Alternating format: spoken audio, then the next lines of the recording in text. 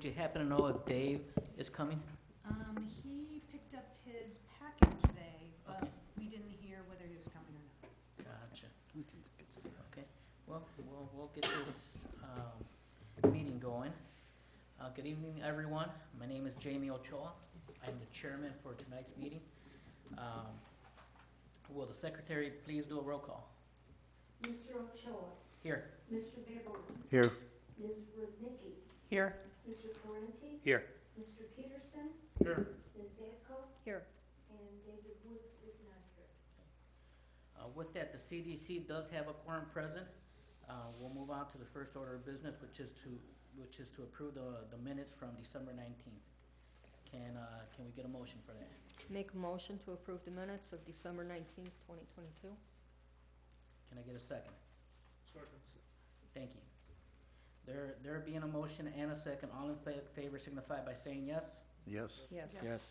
All those signify by stating no. The motion carries, the minutes are approved. Moving on to our public hearing, Mr. Conway, as chairman, can you please facilitate tonight's hearing? Certainly. For our public hearings, all testimony will be given under oath. At the hearing, there'll be an opportunity for the public to offer testimony and to comment. Following the public hearing, the CDC's deliberations will be open to the public in the sense that all are invited to listen and to watch. The public, however, may not speak during the CDC's deliberations. We ask that the applicants here tonight give specific evidence to demonstrate that the proposal meets the standards of approval for the request. The burden is on the applicant to prove the case. Additionally, city staff will provide a general description of the proposal followed by their analysis.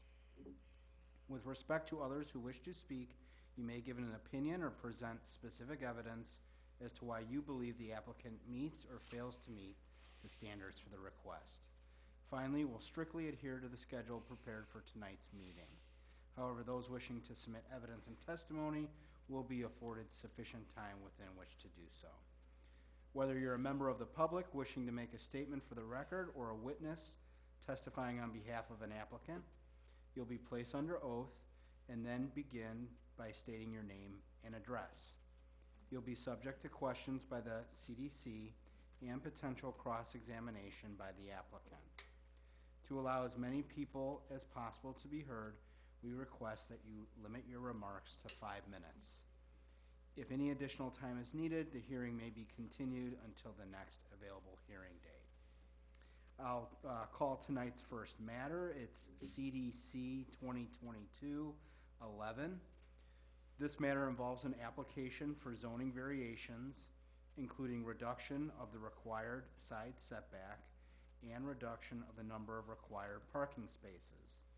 These variations are being requested to enable a commercial building addition at 855 Lively Boulevard.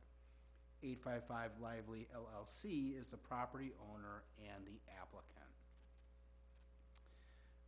Staff, can you please indicate when the notice of hearing was published and whether you have the certificate of publication from the newspaper? Yes, Raise your right hand, please. State your name and address. Stacy Springer, 404 North Woodale Building. Do you swear to tell the truth, the whole truth, and nothing but the truth, so help you God? I do. Yes, the public hearing notice was published on December 30th, and the certificate of publication is on file in the Community Development Department. Okay, great. Thank you, Ms. Springer. Is the applicant here tonight? Yes. Okay, sir, could you please approach the podium? And at this time, I'm going to give you the opportunity to make some remarks on behalf of your application. Sure. And would you raise your right hand, please? State your name and address. My name is Robert Chen.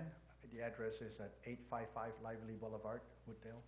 Do you swear to tell the truth, the whole truth, and nothing but the truth, so help you God? I do.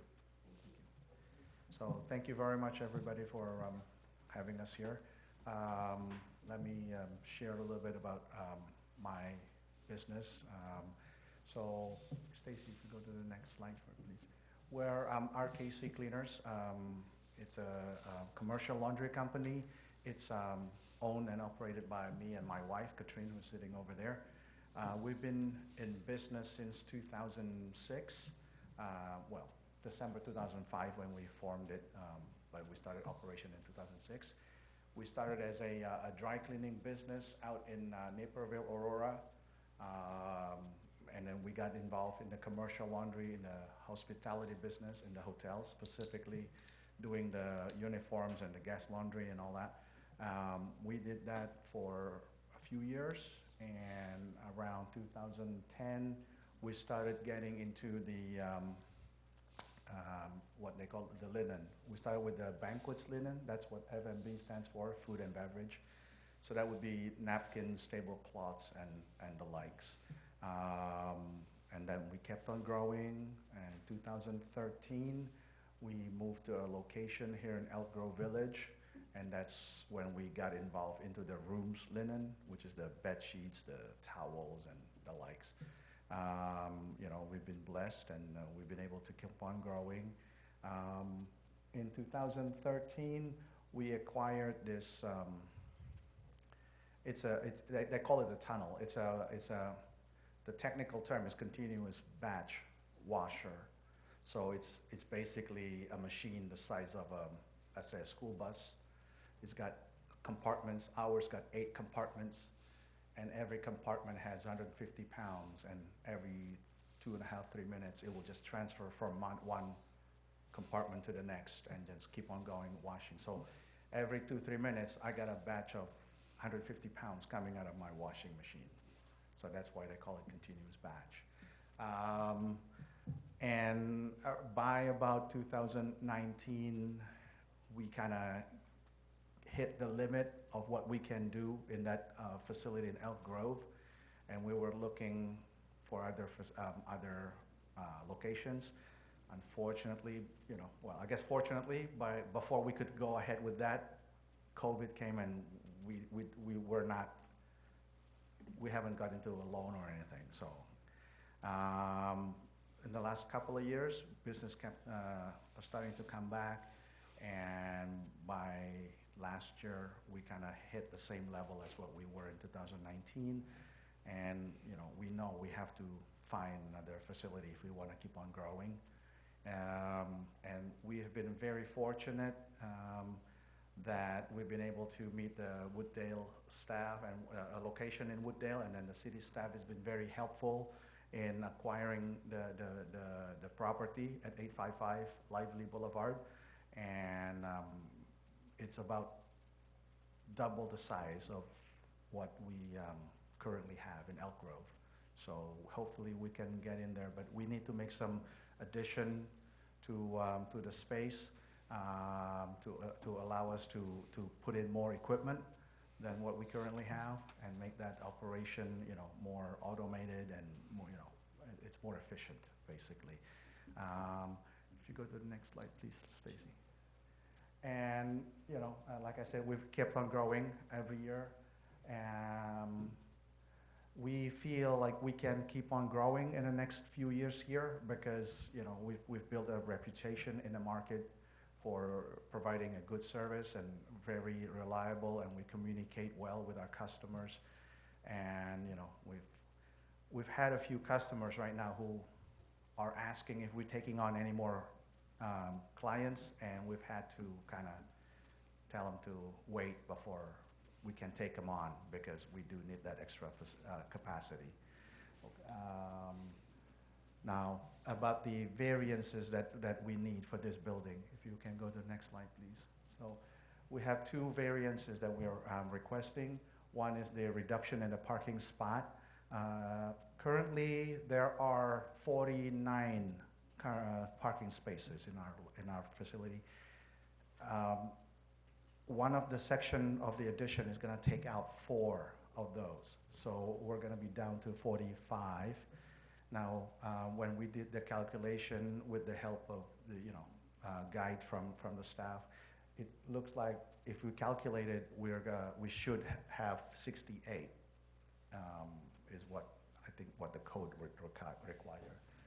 The other variance that I will need is the setback from the property line to the northern side of the northern wall. from 20, which is what the code calls for, to 15. Next slide, please, Stacy. Now I'm going to go into individual variances here, so you guys have an idea of what we're doing here. That's the table in the top there. That's how we got the 68 required spaces from. You got the office spaces, manufacturing, and common area. We have 85 employees between the two shifts that we run. Currently, in my Elk Grove facility, when I look at the how many cars are actually parked in our lot, there's only 24. So a lot of my employee carpooled, or they get a ride share and that type of stuff. Okay, so I counted there's only a maximum of 24. Plus, we also have 4 of our own vans. So that would be 28 spots that we will need at any given time. I ran some, I looked around the area in my, on Lively Boulevard. The 2 properties next to me, 845 and 875, you know, well, you can see, that's what I counted based on, you know, just observation. I mean, obviously I didn't go to the back of the facility, but from what I can see from the front, that's what it looks like. If I can go to the next slide, please. Now I'm gonna go to the setback variance. What I am looking for is to continue, I'm not sure if you can see this, that's my existing wall, and the extension here, I wanna make this wall straight, so it's a continuation of the existing wall, and that existing wall is already 15 feet away from the property line, and I'm asking for that to be maintained throughout. So, I think that's it. That's the what I have, and you know, I hope if you have any questions, I'm happy to answer whatever questions you may have. Okay, thank you very much. Does any member of the CDC have any questions for the applicant? Yes. In the Wooddale facility, how many cars would you expect to have?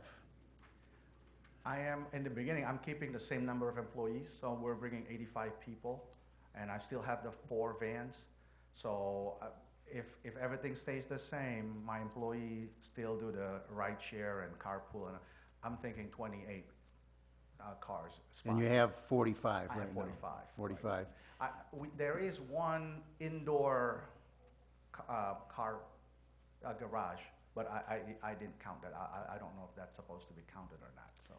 If, let's say, you know, your business continues and people start to drive Yes. or whatever, is there area around there where people could park?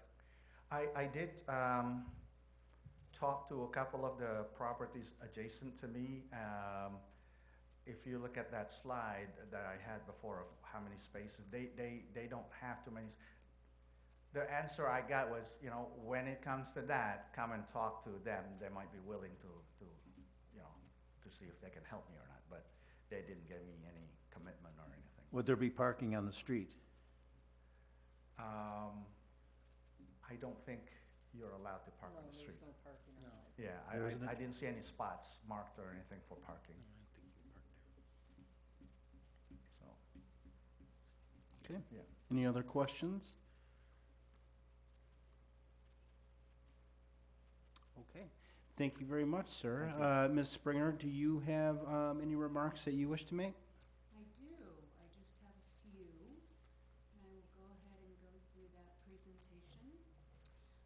So the property, I think you're familiar with, it's on the east side of Lively and south of Thorndale. I think Mr. Chen introduced himself, but the owner of the building is RKC Cleaners, and tonight they are represented by Robert Chen and his wife Katrin Chen, and some other family members. And keep going. So the property itself is located in the I-1 Industrial Business Park District, but it's in the area of the Thorndale Corridor overlay. And so that overlay was based on the 2009 Thorndale Corridor Master Plan, and it's intended to make sure that our business park along the I-90 corridor is attractive, transit-oriented, and offers ample opportunities for mixed-use businesses.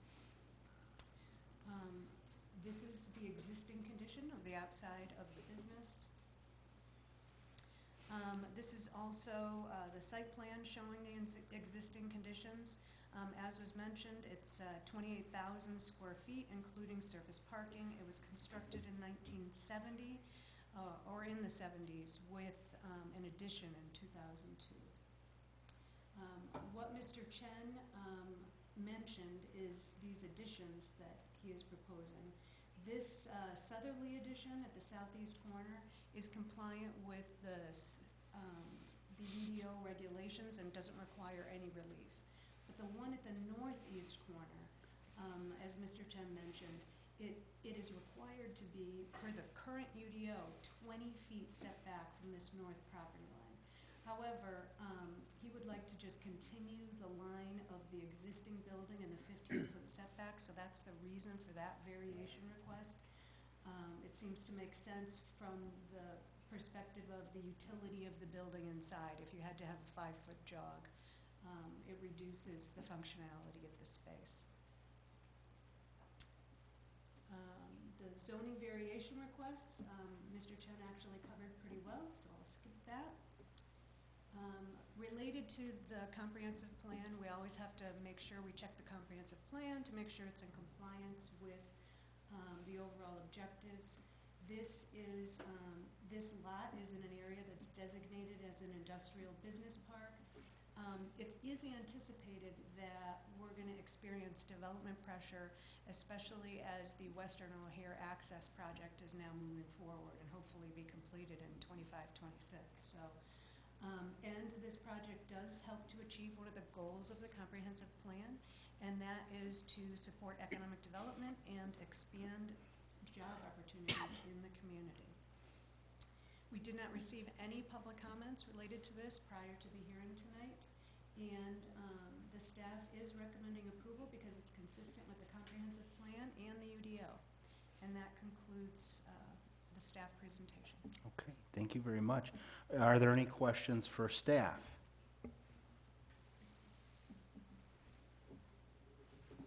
Okay, before we close the public hearing, I'll just make a final call for questions of anybody, either the staff or the applicant. All right, and just as a reminder, once we close the public hearing, that'll be the time for your deliberations, so the time to ask any questions would be right now before we close the public hearing. Any further questions? Yes, Mr. Peterson. Yeah, I presume fire department's come adequately satisfied with being able to get in there with a fire truck, or? Yes, the plans were circulated to the fire district, and they're okay with it. Okay, thank you. Okay. There being no further questions of staff or the applicant, I would need a motion to close the public hearing. Can I get that motion? Motion to close the public hearing. Okay, do we have a second? I'll second. All right, we have a motion and Mr. Babowitz. We have a motion and a second. Any discussion? Madam Secretary, can you please call the roll? Mr. Bayless? Yes. Ms. Rudnicki? Yes. Chairman Ochoa? Yes. Mr. Parenti? Yes. Mr. Peterson? Yes. Ms. Zanko? Yes. Okay, so the public hearing portion of this case is closed. Now we're moving into the deliberation portion. This is your opportunity to make any remarks of your own, statements, comments, anything of that nature as to this particular request. I'll go first. Mr. Chen, pleasure meeting you. Congratulations on the acquisition of the building. Thank you for bringing this up to our board. I look forward to your company and your business, your family business growing, and hopefully you'll find something bigger here in Wooddale as you continue to grow. Okay. Yes, Mr. Bagley? Yeah, I second that, and being a pro-business person, we're happy to have you here in Wooddale. My only concern, and it's yours and not mine, is that parking, but you'll figure that out if you should need it. And maybe you can make a deal with those people. You do their laundry for them or something. So, good luck. Any other remarks? Okay, there being no further remarks, what I'm gonna do is I'm gonna make a recommended motion. Just as a reminder, we always make the motions in the positive. So if you're in favor of recommending approval of this request, your vote on this motion would be yes. If you are not in favor, your vote on this motion would be no. Okay, so I am going to make the recommended motion. Based on the submitted petition and the testimony presented, the proposed request for variations is consistent with the Unified Development Ordinance and Comprehensive Plan, and therefore I move that the Community Development Commission adopt the findings of fact included within the staff memo dated January 16th, 2023, as the findings of the Community Development Commission, and recommend to the City Council approval of the zoning variations for reduction of the side setback from 20 feet to 15 feet, and reduction in the required parking spaces from 68 to 45 for property located at 855 Lively Boulevard in case number CDC 2022-11. I just need anyone to say so moved. So moved. Okay, we have a motion. Do we have a second? I'll second. Okay, Ms. Satzko. Okay, any further discussion? Okay, can you please call the roll? Mr. Van Bois? Yes. Ms. Radecki? Yes. Chairman Ochoa? Yes. Mr. Parenti? Yes. Mr. Peterson? Yes. Ms. Zanko? Yes.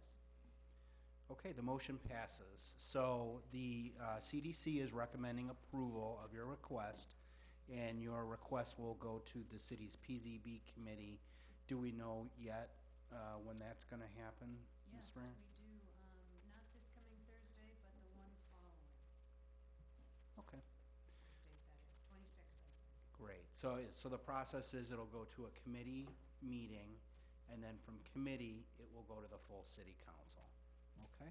But for tonight, you have a recommended approval, so congratulations. Okay, let's move on to tonight's second matter. It's CDC 2022-12. This matter involves an application for a zoning variation requesting reduction of the required side setback. The variation is being requested for newly constructed single-family residence at 154 Edgewood Avenue. PJ154 LLC is the property owner and the applicant. Ms. Springer, can you please indicate when notice of the hearing was published and whether you have the certificate of publication from the newspaper? Am I still sworn? You're still sworn for this one, yes. The public hearing notice was published on December 30th, and a certificate of publication is on file in the Community Development Department offices. Okay. And sir, I presume you're the applicant? Yes, I am. Okay. You can go ahead with your remarks. First, we're gonna swear you in, okay? Will you raise your right hand and state your name and address, please? Marcin Phillip, 291 East Montrose. Do you swear to tell the truth, the whole truth, and nothing but the truth, so help you God? Yes, so help me God. Thank you. Okay, sir, go ahead. So this is property, two properties that we developed on the land that switch hands a couple times in the back, in the past. The land was heavily wooded. A lot of woods was either collapsed or chopped down by previous owners with short, long branches was left on the yard. We clean everything up, and we end up developing those two beautiful buildings. And the one that got dark brick and lighter top. Being my contractor, since it changed hands so many times, there were multiple pins in the ground, and by human error, he picked a wrong pin, and that threw off entire building how was foundation poured. We didn't find this until we started doing the plat of surveys, but at this time, the entire building has been already developed, with all the finishing have been done inside as well. So we asking to grant us zoning variation. The building is moved around 6.5 inches.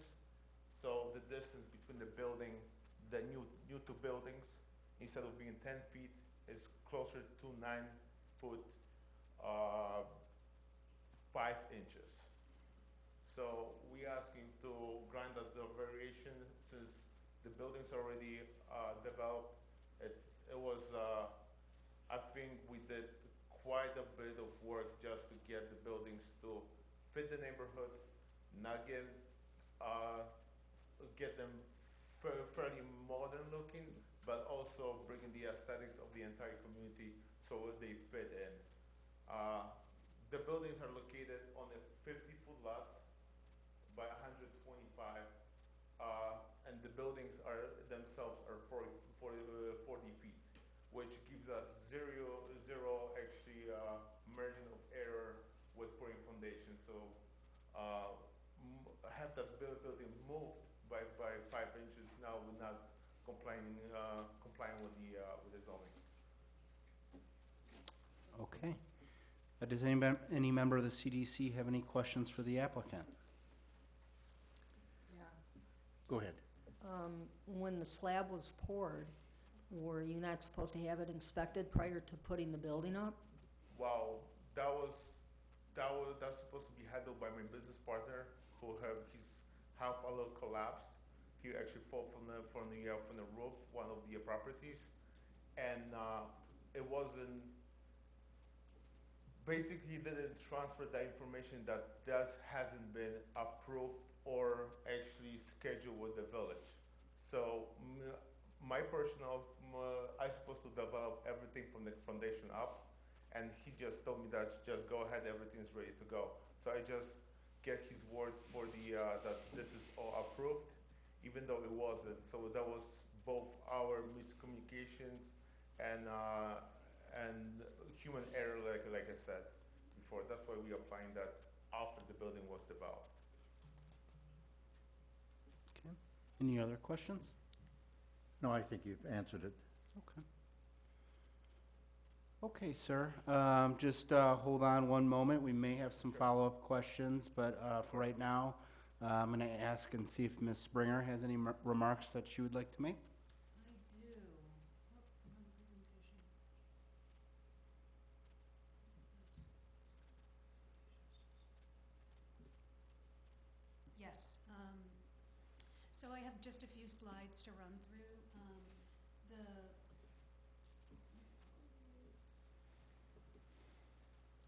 Sorry, technical difficulties.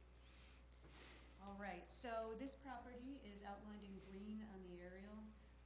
As you can see, it is located on the west side of Edgewood, south of Potter. The property is zoned R4, medium density, single family district. This is, as Mr. Phillip mentioned, the existing conditions for the property. Obviously, there's a newly constructed home on the lot.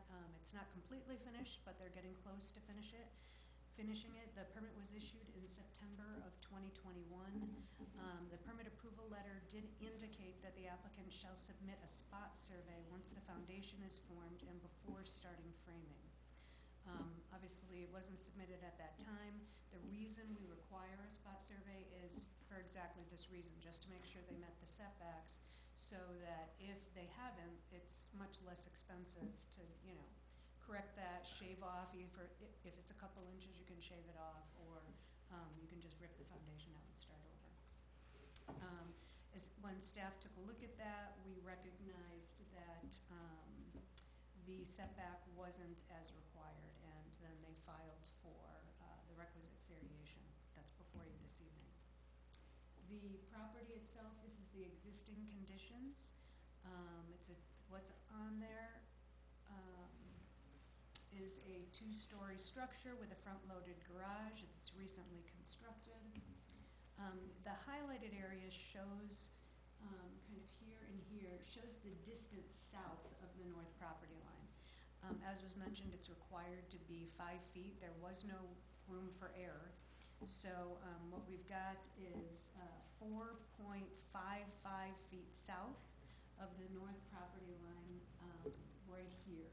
So it's basically a 4.5 foot setback instead of the 5, and so therefore the variation is required. As the applicant did mention, they used they were paying attention to the wrong pin, so there is extra room on the south property line. So it's 5.82 feet is the setback on the south. Regarding compliance with the comprehensive plan, the property is designated as single-family residential on the future land use plan, and it does help achieve the goal to support and enhance the appearance and curb appeal of residential neighborhoods by the fact that there's a new single-family home on the property. No public comments were received prior to the meeting, and it is consistent with the UDO, and that concludes the staff presentation. Okay. Are there any questions for staff on this particular matter? Yeah, I have a question. When a builder makes a mistake like this, are there fines or penalties to the builder? In our code right now, there are none. The requirement is to come before this body. There are fees obviously associated with making an application and sometimes preparing documents for this meeting. But so it really is the application fee. And So the builders can come in and build and then come say, hey, I forgot. and Currently based on our Nothing, code. nothing happens. Okay. Any other questions?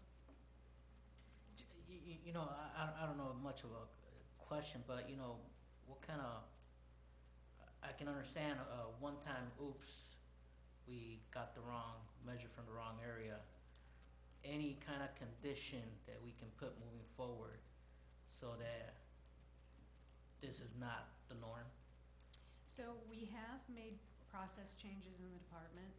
It really is incumbent upon the applicant to submit this spot survey. It's made very clear in all the documentation. They were aware of it, but obviously there was an issue there. What we've done internally is we tried to configure our software program to actually stop and not let them to be scheduling a framing inspection until they submit it. But our system isn't able to do that. So with some training of our existing staff, we are not going to allow them to schedule the framing inspection until we have received the spot survey. So hopefully this situation won't occur in the future. What about some kind of notice or on the builder, as in, I see. So for future projects that this builder Yes. does. So I'll ask for Attorney Conway to, after I say this, to say, I'll tell you based on my experience in the past, you can't link a separate project on a separate, on property. That is a separate project in itself. If there were some sort of, heavier contractor requirements in the code would need to be adopted in order for us to do that. I'm not aware if there's any legal issues with adopting such a code, though. Yeah, typically, it's on a project-by-project basis. So I'm not familiar with this builder. I don't know if this builder has any history in the city. I haven't heard of this issue. I've been representing the city for some time. I haven't heard of this issue for quite a while, so, you know, my hope is that this is, you know, hopefully a one-off, but yeah, I mean, you know, you have to build these things to code. Mistakes happen. Looks like we have about a, 6 to 7 inch mistake here, so. So you're, you know, absolutely within your rights under our code to recommend approval based on the circumstances. And that's sort of where we're at. Any other questions for the applicant or for staff? Yeah, I would just like to say that, hope you and people associated learned a lesson. Yes, we have. Yes, we have. You know, as, you know, we can't let this type of thing continue here in Wooddale. As someone said, you know, oh, I made a mistake, sorry about it. We have to either tear down or do fines or something, and I guess you're working on that. But personally, I think, you know, we're not gonna make, I wouldn't make you tear down the building for 5 or 6 inches, but hopefully there's a lesson learned here. Yes, sir. Is there a drainage problem with either side of the house?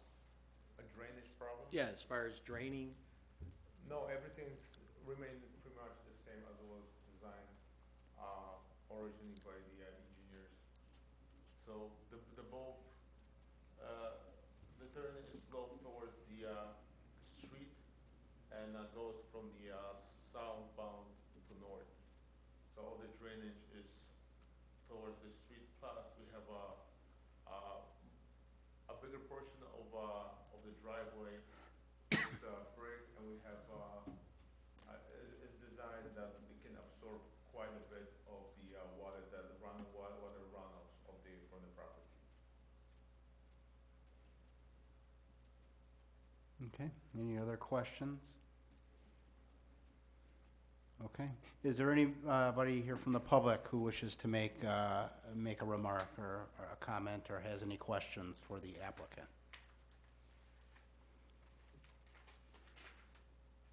Okay, I'll do a call for final questions. All right, there being no additional questions, I need a motion to close the public hearing. I'll make a motion to close the public hearing. Do I'll we have- second. All right, Mr. Babowitz, second. Any discussion on closing a public hearing? All right, roll call vote, please. Chairman Ochoa, Yes. Mr. Parenti, Yes. Ms. Rudnicki, Yes. Mr. Babowitz, Yes. Mr. Peterson, Yes. and Ms. Zamko. Yes. Okay, so the public hearing portion is closed. We're now entering into deliberations. Does anybody have any comments or remarks that they wish to make? I'd just like to say, if you're gonna do any more building in Wooddale, be a little more diligent. I know I was in the construction business for 50 years, and these accidents happen. So, probably more often than you'd like to know. Okay, any other comments or remarks? Okay, at this point, I'm going to make a recommended motion. Again, it's going to be in the affirmative. If you are in favor of recommending approval of the zoning relief requested, you will vote yes. If you are not in favor, you would vote no. Here's the recommended motion. Based on the submitted petition and testimony presented, the proposed variation request is consistent with the Unified Development Ordinance and Comprehensive Plan, and therefore I move that the Community Development Commission adopt the findings of fact included within the staff memo dated January 16th, 2023, as the findings of the Community Development Commission, and recommend to City Council approval of the zoning variation for reduction of side setback from 5 feet to 4 feet, .47 inches at 154 North Edgewood Avenue in case number CDC 2022-12. That's the recommended motion. Anyone can say so moved. So moved. All right, do we have a second? Second. We have a motion and a second. Any further discussion? Okay, roll call vote, please. Chairman Ochoa, Yes. Mr. Parenti, Yes. Ms. Rudnicki, Yes. Mr. Vagelis, Yes. Mr. Peterson, Yes. and Ms. Zedko. No. Okay, the motion passes, so the CDC has recommended approval to the city council for your zoning relief that you've requested. Okay, so your case will now go to the city's, what's called PZB committee. They'll consider your request, and then it will move on to the full city council, okay? And staff will be able to tell you when that's all gonna happen. Okay, great, thank you so much, sir.